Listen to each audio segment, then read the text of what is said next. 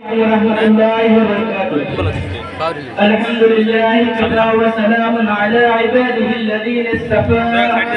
أما بعد উপস্থিত busy senior secondary স্কুলের সম্মানিত শিক্ষকগণ এবং শিক্ষিকাগণ, উপস্থিত বিজি সিনিয়র সেকেন্ডারি স্কুলের ছাত্রছাত্রীরা, তো আজকে আমি আপনাদের সম্মুখে আমাদের প্রিয় নবী হযরত মুহাম্মদ মুস্তাফা সাল্লাল্লাহু আলাইহি ওয়াসাল্লাম সম্পর্কে আলোচনা করব।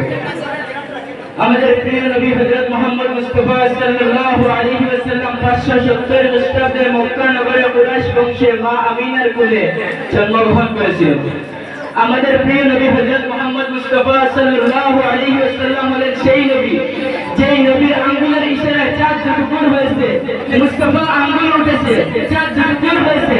আমাদের প্রিয় নবী হযরত মুহাম্মদ মুস্তাফা সাল্লাল্লাহু আলাইহি ওয়াসাল্লাম হলেন সেই নবী যেই নবীর কারণে আমরা ইসলাম ধর্ম শান্তির ধর্ম পেয়েছি, কুরআন পেয়েছি, রমজান পেয়েছি, দুই ঈদ পেয়েছি, জুমার দিন শ্রেষ্ঠ ঈদের দিন পেয়েছি।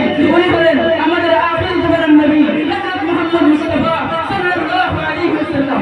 আমাদের প্রিয় নবী হযরত মুহাম্মদ মুস্তাফা সাল্লাল্লাহু আলাইহি ওয়াসাল্লাম হলেন সেই নবী যেই নবীর উম্মত হওয়ার জন্য হযরত ঈসা আলাইহিস সালাতু ওয়াস সালাম আল্লাহর কাছে সুপারিশ করেছেন। সেই নবী হলেন আমাদের এতিম নবী হযরত মুহাম্মদ মুস্তাফা সাল্লাল্লাহু আলাইহি ওয়াসাল্লাম। সেই এতিম নবীর উম্মত হয়েছি আমরা। আমার রাসূলের প্রেমে জীবনে যোগ্য হবে না, ওই রাসূলের প্রেমে আপনি জান্নাত পর্যন্ত পৌঁছে যাবেন।